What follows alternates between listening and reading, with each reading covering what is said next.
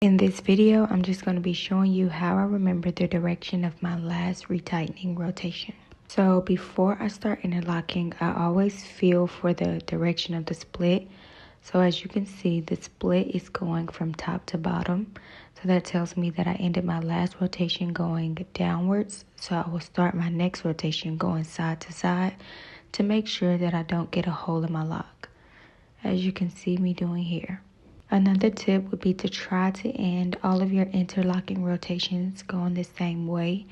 It doesn't always work out that way, which is why it's habit for me to feel to see which direction I ended last, but you can try to keep consistency in the direction that you end.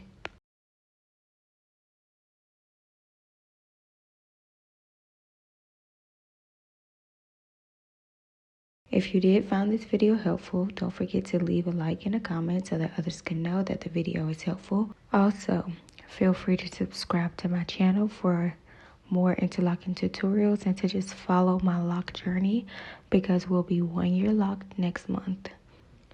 Peace out, family.